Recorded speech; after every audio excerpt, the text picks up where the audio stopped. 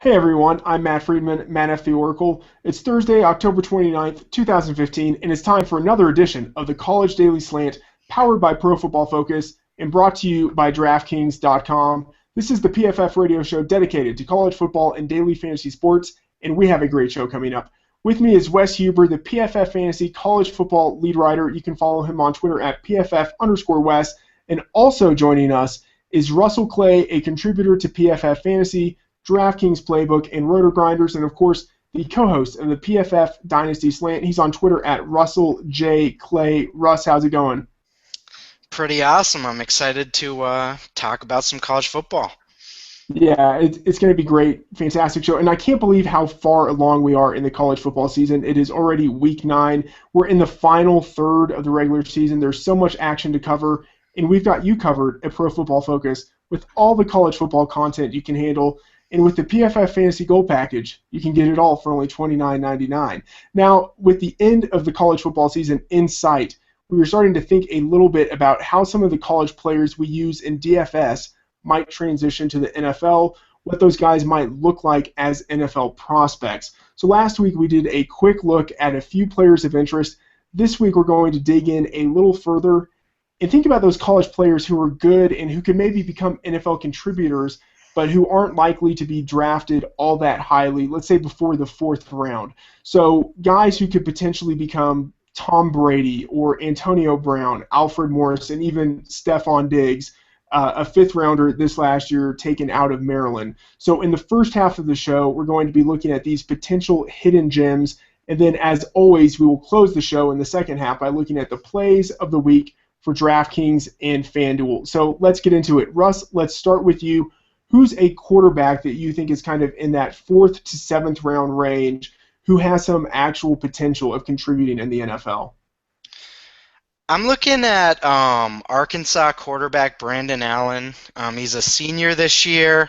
I don't necessarily think he's got starting quarterback potential, but he could be a solid backup, like a Kyle Orton-ish type player. I started watching him when I was watching a wide receiver of his, Keon Hatcher, and he really impressed me. He's really steady with the ball. They don't ask him to do much, so he's kind of managed the game. And especially this year, they've been bad this year. So he's been sort of holding them over, and I've been really impressed with him so far.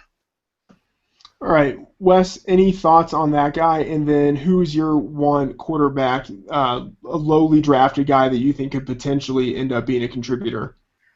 Well, yeah, Brandon Allen is definitely he's got the size to play in the NFL, and before this season I was down on him. At looking at the numbers, his play action percentage was pretty high. Without the misdirection, his QBR plummeted. But this season, without Jonathan Williams, forming the 1-2 punch with Alex Collins, he's shown me a lot more potential. Now, he's still a guy that is not somebody that plays too well under pressure. His completion percentage drops pretty low under pressure. But yeah, I mean, he's definitely a guy that has the makeup to be a backup in the NFL, and I'm sure he'll find a job somewhere, at least temporarily. One of the guys that I'm interested in, and I think he's fallen under the radar this season is Western Kentucky's Brandon Doughty. Now he's obviously a fantasy gem. You want to have him on your roster whenever possible, and actually he was solid last week against LSU in a real slushy rained out game. But yeah, I mean he's PFF's fourth highest graded quarterback right now, and despite his quarterbacks dropping the second most passes in college football, his completion percentage still sits at as 4th best. He's got the 4th highest accuracy percentage in all of football, and he doesn't just throw little short bubble screens all day. He's actually got he throws the ball downfield. He attacks all 3 levels. He's connected on the 7th most 20-plus yard touchdown passes this season.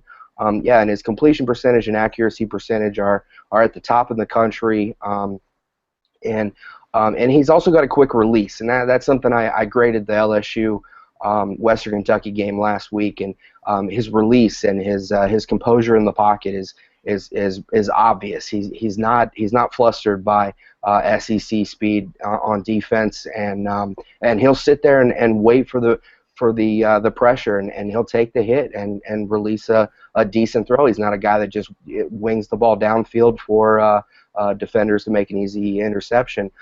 He's got a release from the ear. He's quick-armed, like I said, with a really nice wrist snap.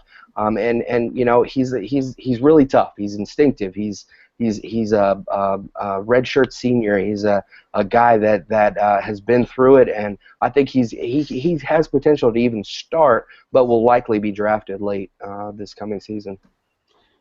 Wes, when you start talking about wrist snap, I know that you are all in on a player. Russ, let's talk about some running backs. Who are two guys you like who could be underdrafted but potential contributors in the NFL? First, I'm looking at Matt Breida from Georgia Southern. I think the combine's going to be really important for him in terms of draft position.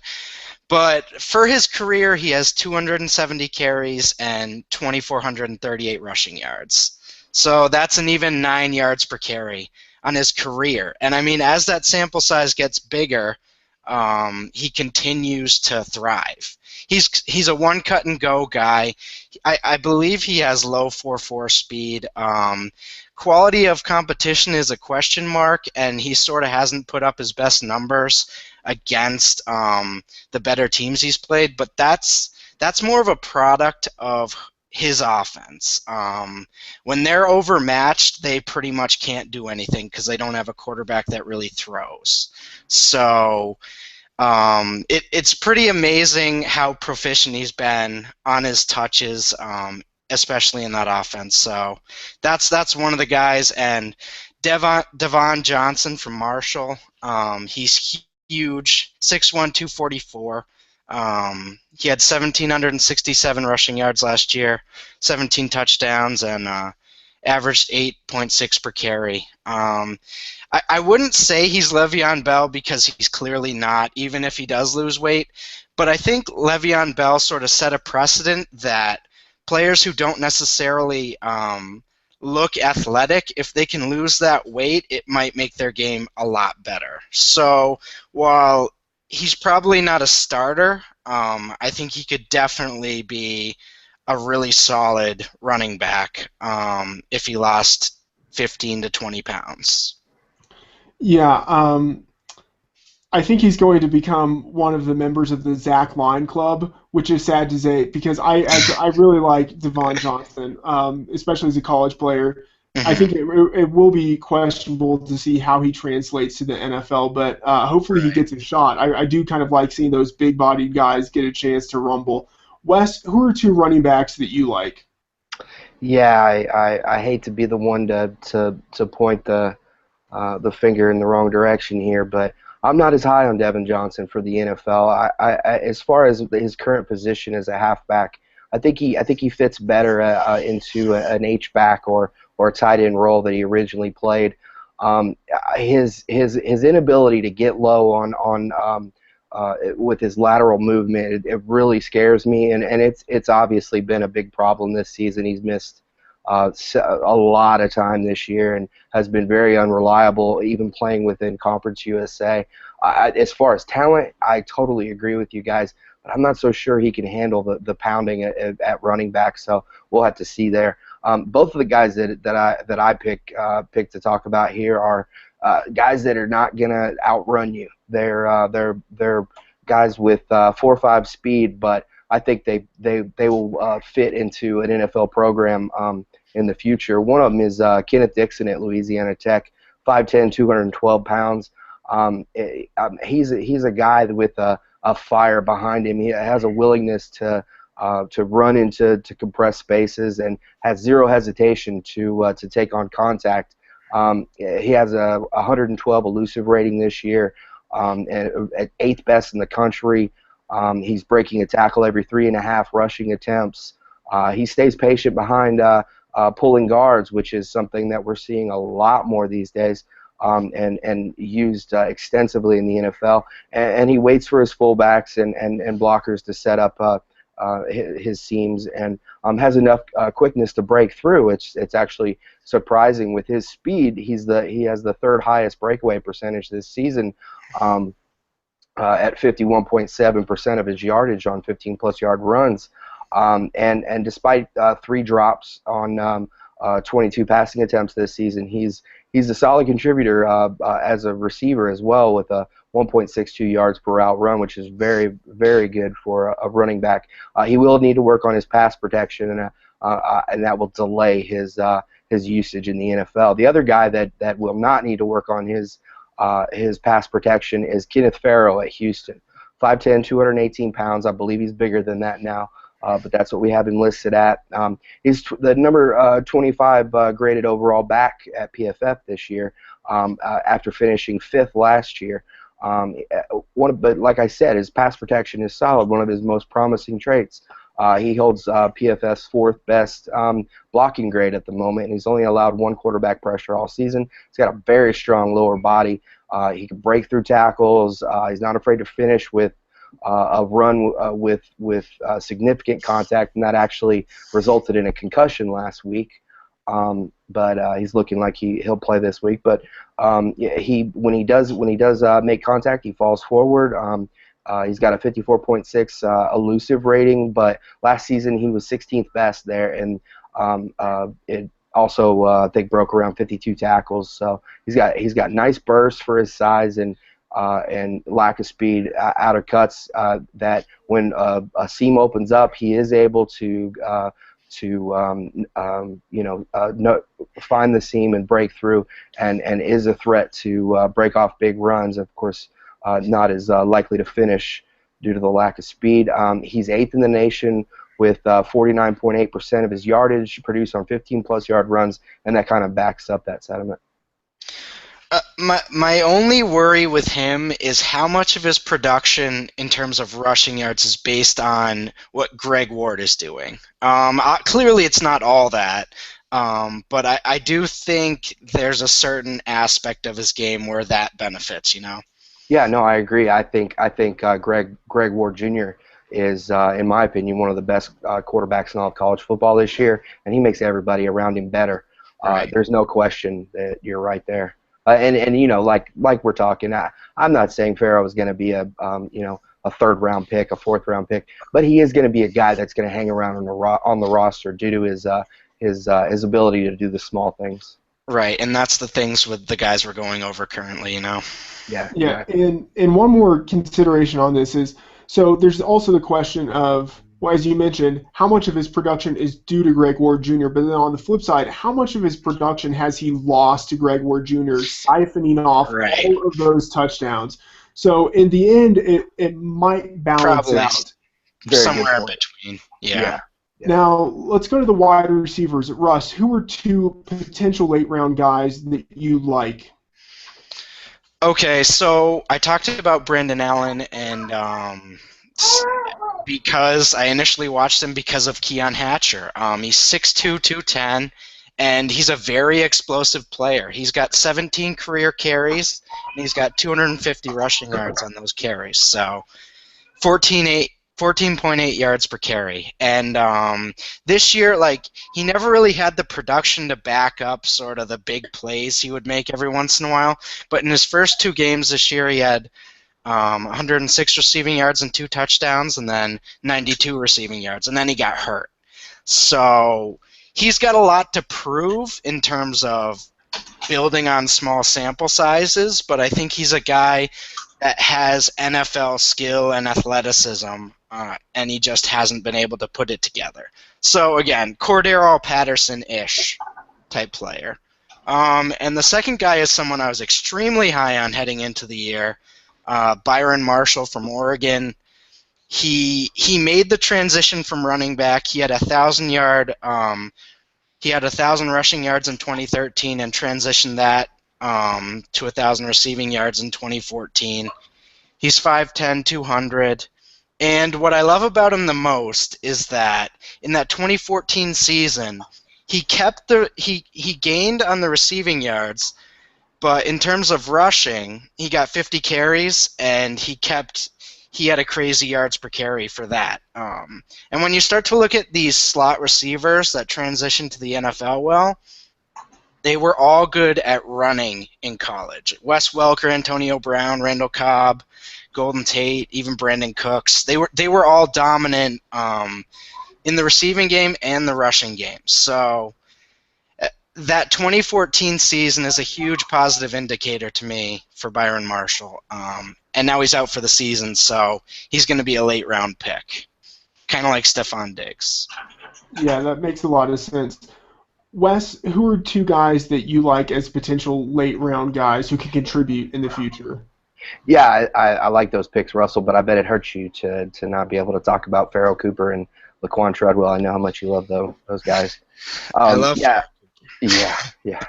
I'm going to cheat a little bit with my first guy, just because I didn't get to talk about him last week. I wanted to, and he's probably going to go. He is going to go higher than what we're talking about here.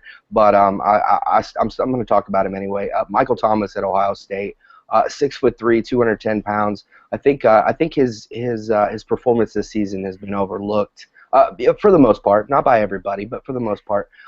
He's currently number 3 on my wide receiver rank, behind Leonte Carroo and Laquan Treadwell for the draft next season.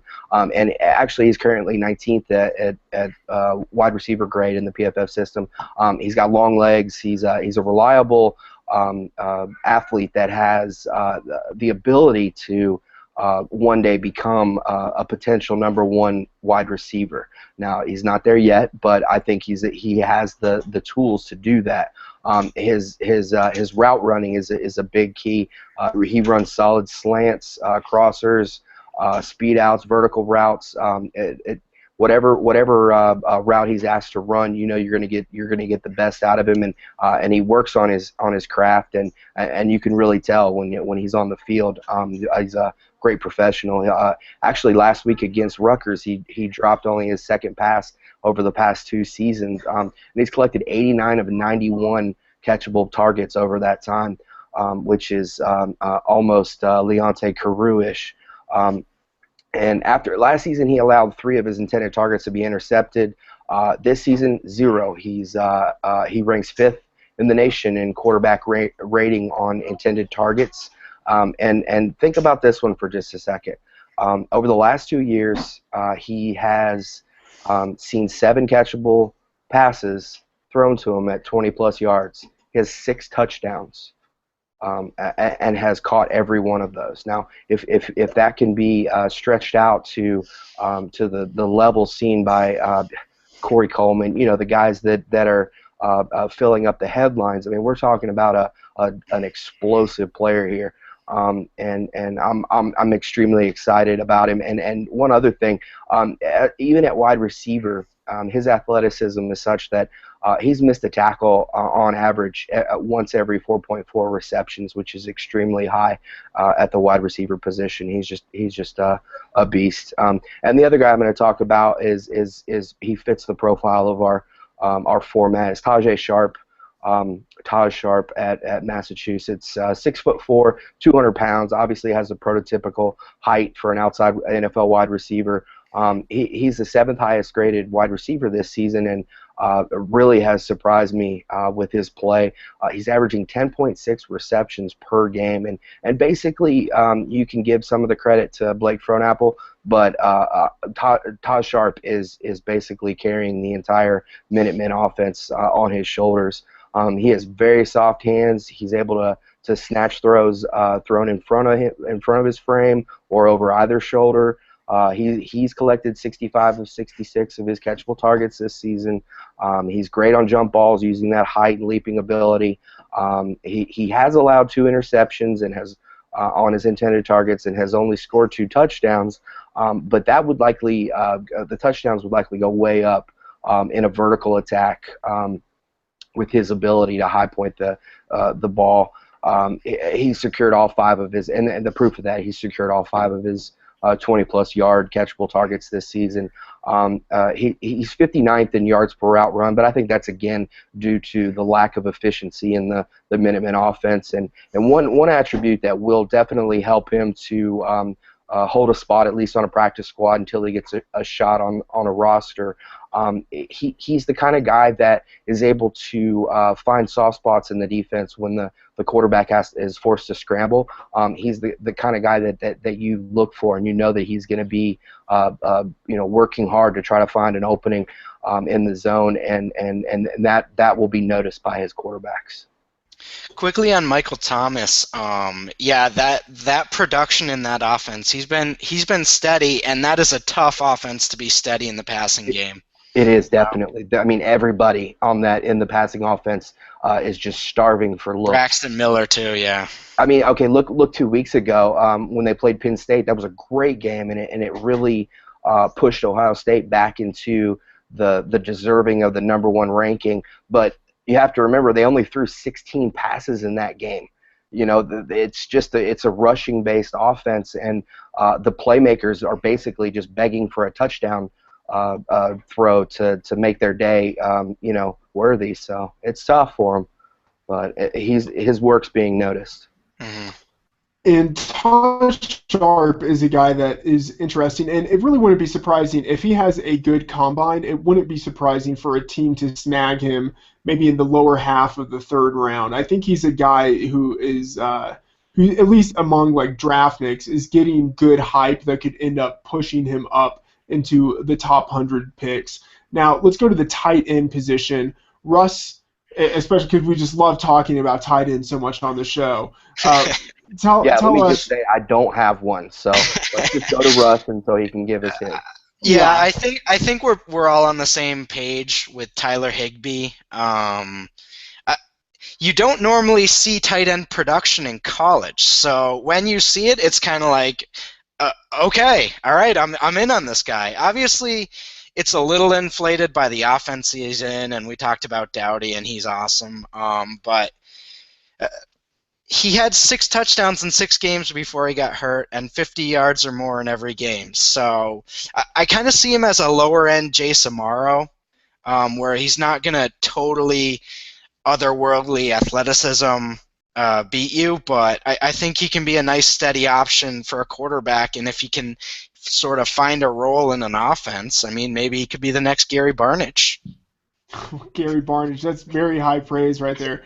Wes, the only thing I would add to that. I'm sorry, Matt. Go ahead. Yeah, just any quick thoughts on Higbee? Yeah, the only thing I would add to that, your Jace Amaro comparison, I think you're dead on as far as the receiving ability. But the one thing that is going to give Higbee day one snaps, I think, and I think he'll be the number one or 2. I'm sure there's an unknown tight end out there that's going to really impress at the combine. But Higbee his ability to block is top 5 in the country at pass blocking, pass protection, and run blocking. He's already at NFL level blocking, and I wrote an article at him at the beginning of the year as one of my breakout players. He had a great game, the last game of the season. I can't remember who it was against, but he caught 3 touchdown passes. But what really added to his grade last season was his blocking, and that's what kind of pushed him into that list that I made. Interesting. All right, guys, fantastic conversation. It's kind of cool to think that some of the guys we are talking about right now could be legitimate NFL contributors maybe next season. Guys that we would rely on in our DFS lineups who could help their NFL teams make the playoffs. And speaking of the playoffs, do you like that whole segue I did right there? It feels like the playoffs every week, thanks to 1 Week Fantasy Football at DraftKings.com, with millions of dollars being won each week. Every play in every game could take you closer to a life-changing payday. This isn't fantasy as usual. This is DraftKings. Welcome to the big time. Hurry to DraftKings.com now and use promo code PFF. With your first deposit, you can play for free in this Sunday's $1 million fantasy football contest. First place takes home $100,000. Enter PFF for a free entry now at DraftKings.com. That is DraftKings.com. All right, bros, let's get into the DFS plays of the week for DraftKings and FanDuel. Russ, let's start with you. Two quarterbacks that you like, one on DraftKings, one on FanDuel. So on DraftKings, I like Patrick Mahomes. I think he's a good tournament play. He's had inconsistent production this year, and I don't think he's going to be very high owned. They've gotten over under of 79 in that game. Oklahoma State, I think they're kind of overrated based on how they've played in their games. They've kind of squeaked by. They've beat Texas 30-27 and Kansas State 36-34. So I kind of think there's a chance for a letdown in this game. And Mahomes has 5 games over 36 DraftKings points. So I like that sort of ceiling, and I think he's got a pretty solid floor in this game. And I like Josh Rosen on FanDuel at 8,700. They have an implied team total of 42 points. He's had 300 passing yards and 3 passing touchdowns in each of the last 2 games. And I love his new receiver that sort of emerged the past few games in Thomas Duarte.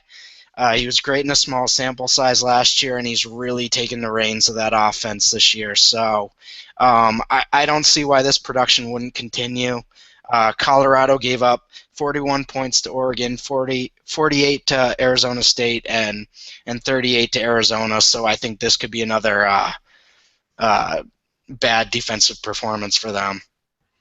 Yeah, I hear you there, and it's hard not to like Mahomes at his price, given that he is the highest scoring quarterback in his slate at DraftKings.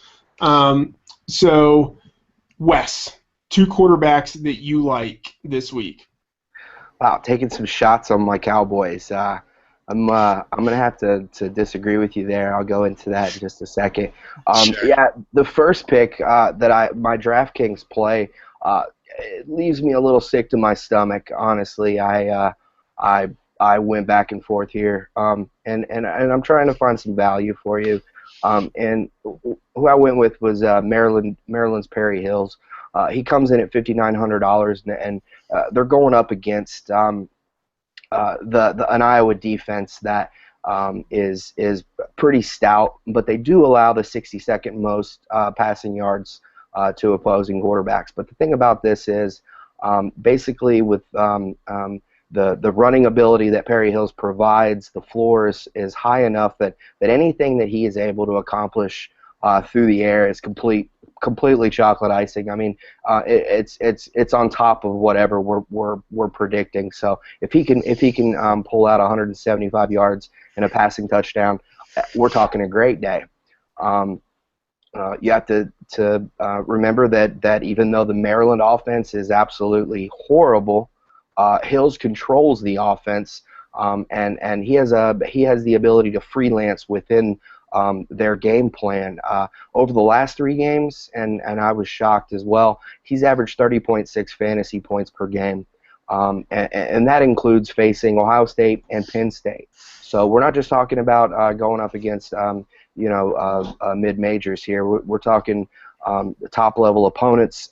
In those matchups against Penn State and Ohio State, he averaged 25.5 rushing attempts, 147 rushing yards, and 1.5 TDs on the ground. The over/under and spread, I'm really not concerned with in this matchup. Now, I wouldn't go and stack Maryland players, but any offense that will be produced by Maryland will go through Perry Hills, and then we also need to look at the fact that it's going to be a rainy day, and it will likely lead to a more ground-based approach. And our disagreement was. Yeah, give it to me. is a bad day from the Oklahoma State offense against Texas Tech. I'm not going to go as far as to say that Patrick Mahomes is a bad play. I think he'll be a decent play. I'm not as high on him as you guys. I think if you look at when I first I haven't graded any Texas Tech games this year. When I first went over his numbers, I was shocked to see that he was negatively graded on the season. But after watching him play the last 2 weeks and then looking over some of the numbers, I'm starting to realize why. He is not a precision passer. he is a low completion percentage guy in a high volume offense. Right. Now, the problem there is that the Oklahoma State defense ranks in the top 25 at PFF in pass rushing, run defense, and in the secondary. Oklahoma State is no joke on defense. Where they are struggling with their rushing offense. That is the one area that they do need some work. But you also have to remember that even though he hasn't been producing major statistical fantasy days, Mason Rudolph has been thus far as the 8th graded quarterback in the country at PFF. He's one of the most dangerous deep passing quarterbacks in the entire nation. He's completed 25 throws at that distance, which is 5th, and he has 762 of his yardage from those completions, which is 8th in the country. And we're looking at a 78.5 over under, and Oklahoma State is expected to score 40+ points. Now, I'm not worried about the backup coming in and stealing a goal line touchdown. I think that Mason Rudolph is going to produce enough points, and he's my play over on FanDuel at $7,000. The thing that really hurts his statistics is the fact that the Cowboys look to win the game. Number one, they're not worried about statistics, which I totally respect. Last week against Kansas, Rudolph didn't really have a great game. Only put up 19.1 fantasy points, I believe. I don't see that being an issue this week, because what Texas Tech brings is the same porous defense, but with an offense that has the capability of putting points on the board that Kansas does not have. So Oklahoma State will need to push the offense a little further than they did last week, and I think 25 to 30 points out of Rudolph is what we can expect, with potential for more. So not that, like I said, not that I'm down on the Mahomes play, because he's been great just when you thought he would struggle, and when you thought he would be great, he struggled. So, and that's why I emphasize tournament play, because he's been, as you mentioned, really inconsistent this year, both as a player and in fantasy. So it's a risk, but I kind of like the risk. Yeah, and I was all over him in the Kansas game. I lost a lot of money to him. Yeah. So, yeah. But what I really love about what just happened was Wes turned a critique of Wes's comments into his pick. I love it. That was a wonderful sleight of hand there. Now, let's go to the wide receivers. Running backs. Let's go to the running backs. Russ, who do you like there? Yeah, Akram Wadley, he's a running back for Iowa. He's 5,700 on DraftKings. Jordan Canzeri's out for this week. Wadley had 204 rushing yards and 4 touchdowns against Northwestern last week, which is a really tough defense. And yeah, he should get feature carries again. They're 17-point favorite at home. Implied team total of 35 points. So CJ Beathard might be a good hedge just in case, because he's been known to have those weird blow-up games with rushing yards and rushing touchdowns. So I'd keep an eye on that. But yeah, I love Wadley as a play, especially at his price. And and Myles Gaskin from Washington, he's 6,600 on FanDuel. He pretty much came into this year and just took Dwayne Washington's starting running back spot. He's been over 18 carries, 100 yards, and a touchdown in each of the last 3 games. And Jake Browning really hasn't been much of anything in terms of fantasy production this year. He only has 2 games with a touchdown pass. So I like them to ride Gaskin again this week. What's really kind of intriguing is that those touchdown passes basically are going to Dwayne Washington, the guy who's no longer the starting running back. He's just getting his production as a receiver now. But really, and I'm with you on Wadley. He's in my optimal lineup for FanDuel for this week. Now, Wes, who are the 2 running backs that you are hot on? Okay, yeah, and I agree on Miles Gaskin. He's really come out of nowhere. And one thing we do have to remember: Browning and both Browning and Washington have been injured, so they've yet to really been able to establish themselves in that offense.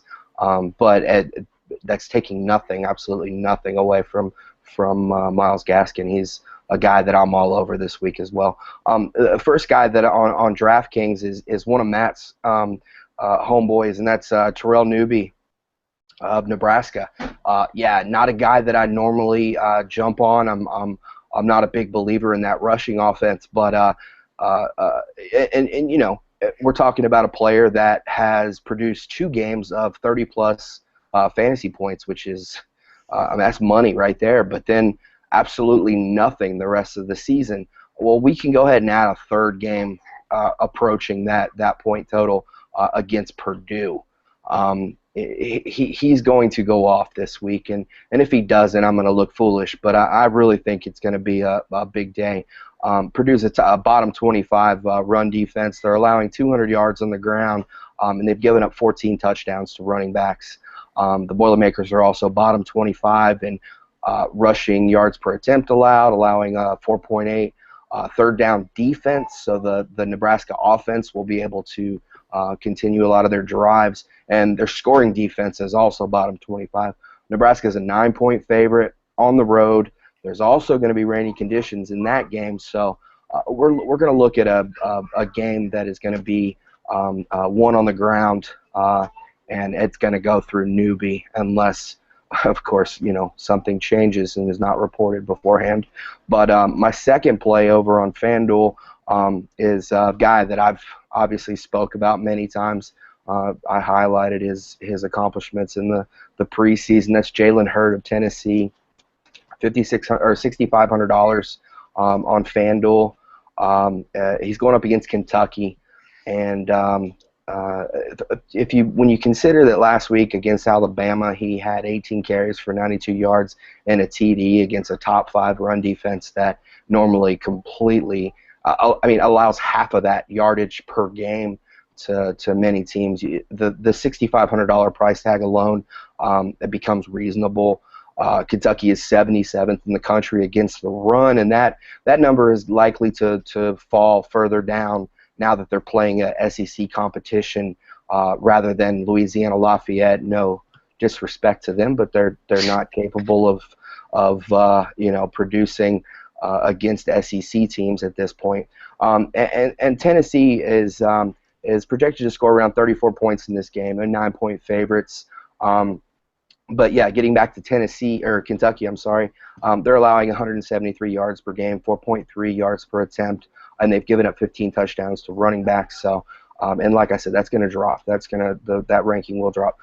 In 2014, Hurd played when he played up against Kentucky. He took 24 carries, put up 118 yards and a TD, and a pretty comfortable victory that he wasn't able wasn't asked to do a whole lot outside of what he initially produced. If this game is in any way close, he's gonna have a monster performance. And the thing to look at that will allow him to really have a big day is he's able to shed tackles at an alarming rate, once every 3.5 rushing attempts. And then, like I said, the UK offense has actually been struggling over the last couple weeks, and he's going to get a good volume of carries for return on investment. And then the last thing I want to talk about is the opposition that Hurd has played. He's gone up against the run defenses of Oklahoma, Florida, Arkansas, Georgia, and Alabama, which is an intimidating list of run defenses, and he still has averaged 22 carries, 97.4 yards, and 0.8 touchdowns per game. The UK defense is not a team that would fit on that list, so that just gives you the potential. One of the things that I really love about Hurd is how big he is. So I think conservatively he's listed at 6'3" and 230 pounds. I've seen him listed another place at 6'4" and 240 pounds. I mean, either way, he is a big guy. But what I'm really taking from that is that you really don't like the Raging Cajuns. That's what I'm taking from all that. Hey, I love Elijah McGuire. There, no knock there. But what's really hurt that team? I've actually graded a couple ULL games.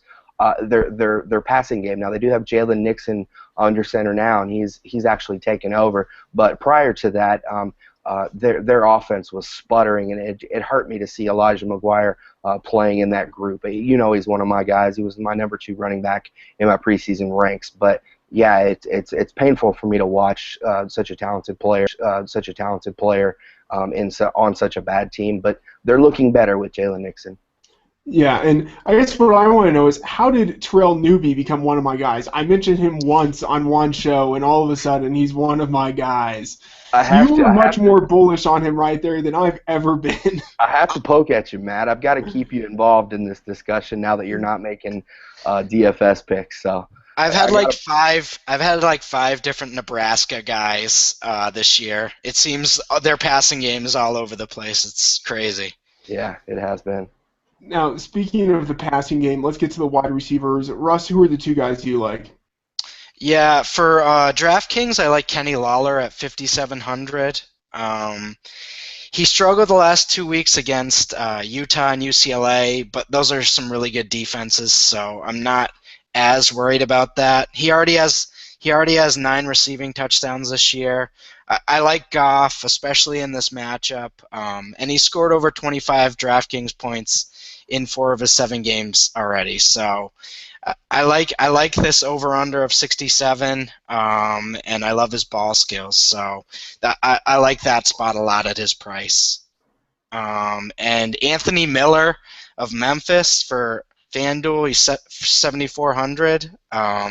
He's really emerged in the past few weeks as Memphis's number 1 receiving option. Mose Frazier is still sort of the pseudo number 1. And he's still getting more targets, but each week it seems Miller's making more and more big plays. He's been over 100 yards and had a touchdown in 3 of the last 4 games. Paxton Lynch has thrown for over 300 yards and 2 passing touchdowns in every game this year, and they have an implied team total of 48. So I think there's definitely going to be some production to go around there, and I like him to get the majority of it. All right, Wes, what are your thoughts? Who do you like? All right, I'm going to start with a guy that I'm not real big on as an athlete, but and especially not if you read my preseason description of him. Geronimo Allison of Illinois. He's $5,100 of value play at DraftKings. He's going up against Penn State, which a red flag goes up there. But let's remember that Penn State did not look like the same defense last week against Maryland. They allowed some vertical passes to be completed.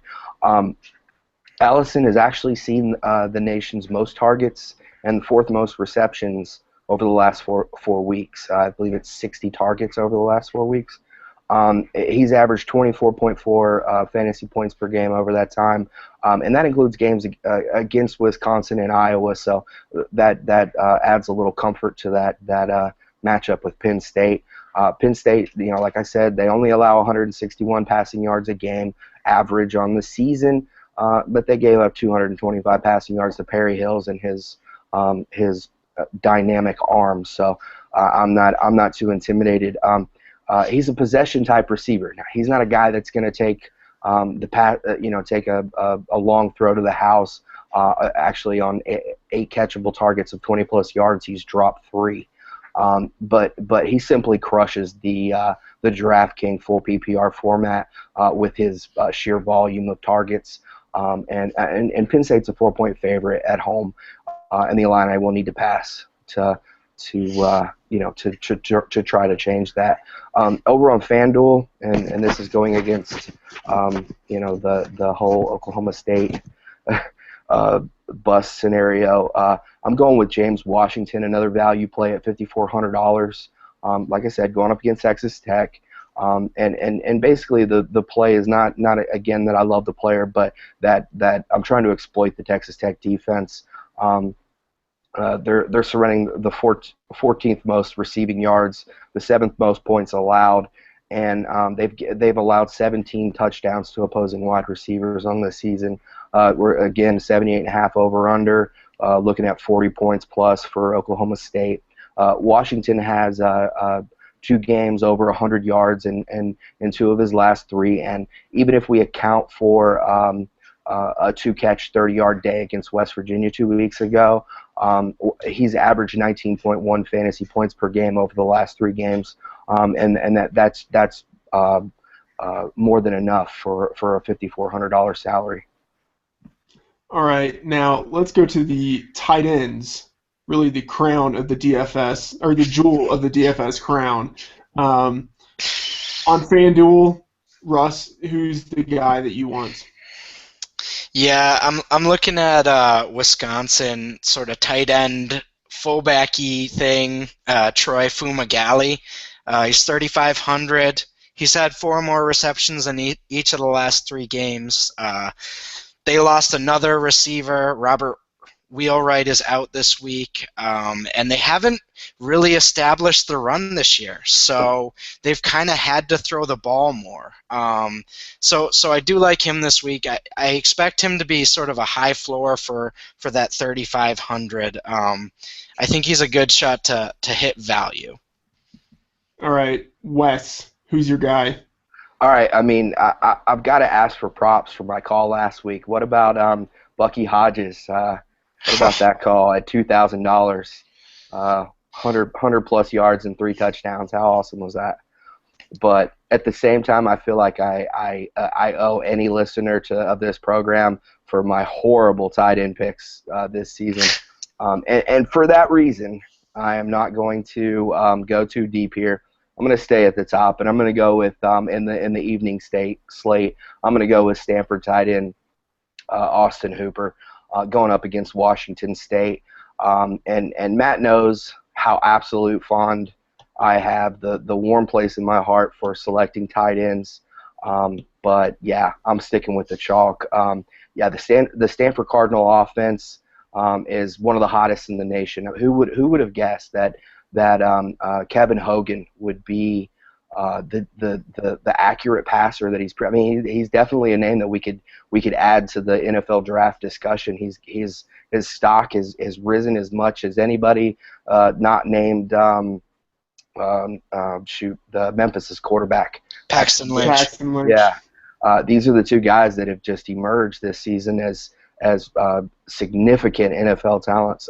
But yeah, anyway, Hooper, he's followed the pattern of Hogan and Christian McCaffrey, the utility tool, to tearing up opposing defenses. He's had a touchdown catch in each of the last 4 games, and he has the talent potential to do that on a consistent basis and have zero and surprise 0 people. He's that good of a player. The Cougars have given up 12 touchdowns through the air this season. And last thing, I'll cut off my tight end discussion. He's 8th among all tight ends this season with 1.87 yards per route run, and 63% of his routes come out of the slot, which shows you how much Stanford trusts his receiving ability. All right, fantastic tight end discussion all the way around. Now let's go to DraftKings. Russ, which player this week has you feeling flexy? I'm looking at Mike Warren from Iowa State. He's 6,100. He's another one of those freshmen who sort of emerged this year and emerged into a feature role. He's had over 20 touches in each of the last 5 games, over 126 rushing yards in 4 of those games. So, and I mean, he performed really well against Baylor last week. So I expect him to sort of he's been getting a lot of yards, but hasn't been getting the touchdowns yet. I think one of these weeks it's really going to break right for him because it's only a matter of time. He's been playing amazing. So I think this could be the week where things really go off for him. All right, Wes, who do you have at flex? Yeah, I agree with you there on Warren. I think one of the things that's going to help him a lot is that they made a a switch at quarterback from Sam Richardson to Joel Lanning. Lanning looked like a lot more in control of that offense. I think it's going to help Warren long run. In my flex position, I'm going with an obvious pick here. Oklahoma running back Joe Mixon. Last week I went with, I'm not going to say his name as I don't have it written down, the pronunciation, but P. Ryan. I went with him last week. This week I'm going with Mixon at $6,000, going up against Kansas. You'll only ever hear me mention Kansas as an opposing defense. So despite taking a backseat this season as the number 2 back for the Sooners, Mixon has absolutely produced, and especially over the last 2 games. He's averaged 15.5 carries, 113.5 yards, 1.5 TDs on the ground, and another through the air. Honestly, he's a guy with an NFL future as well. He averages 2.15 yards per route run, which is elite for a running back, and that's on 105 snaps. So we're not talking low numbers here. He's generated 18 catches, 230 yards, and 3 touches through the air, or 3 touchdowns through the air. And he has a great ability to avoid tackles himself. He has a 101.9 elusive rating, which it includes 1 missed tackle every 3.2 attempts. And we could go on for days talking about the Kansas defense. Their run defense is so bad that the Sooners may decide to just not pass the ball this week. They're the 10th worst run defense in the country, but that doesn't highlight how bad they've been. They're allowing 250 rushing yards per game, 5.3 yards per attempt, and they've allowed 20 touchdowns to opposing running backs, and that includes a couple of games playing against pass-first offenses. So that shows you how bad they've been. If you're still unconvinced by all of that, consider that we're looking at a 61 over-under, and Oklahoma's projected to win by 40 points. I definitely like that. That's the type of game in which it seems like the backup running back has a very good chance of getting a touchdown in a blowout like that. So great call. And as you mentioned, he's gotten a lot of production through the air. So really a fantastic all-around player, a good compliment to Samaje Perine. Russ, did you have anything there? Yeah, this is the 2nd year in a row that Kansas is just the automatic team to target every week. That defense is just so bad. Didn't P. Ryan have 400 against them last year? Was that them? I know that the Duke running back, Sean Wilson. Yeah. Sean Wilson had his 270-yard day against Kansas last year, and I think you're right. I think P. Ryan did have his record-breaking game against Kansas. Yeah. But yeah, we have a former Kansas safety on staff at PFF, and it's just he's just mortified by how bad that defense is. And yes, just to verify, it was against Kansas that Perine had 427 rushing yards and 5 touchdowns. And add a reception because the rushing yardage wasn't enough. Now, let's close this out by looking at a GPP play, a guy you think has a high ceiling this week. Russ, let's go to you. Who do you like? All right, so it's not a low-priced guy, but I'm looking at Greg Ward Jr. He's 8,200 on DraftKings and 10,000 on FanDuel, and I think that price on FanDuel is going to keep a lot of people away, especially with Luke Falk at the same price.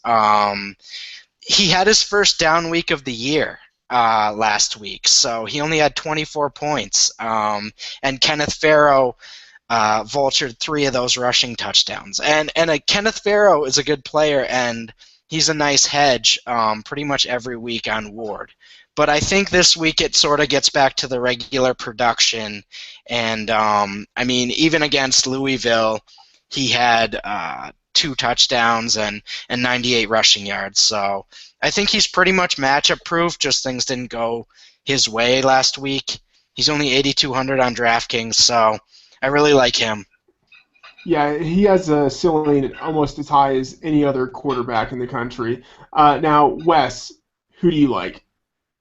All right, I'm going deep GPP play here, and it's a guy that I was recently introduced to.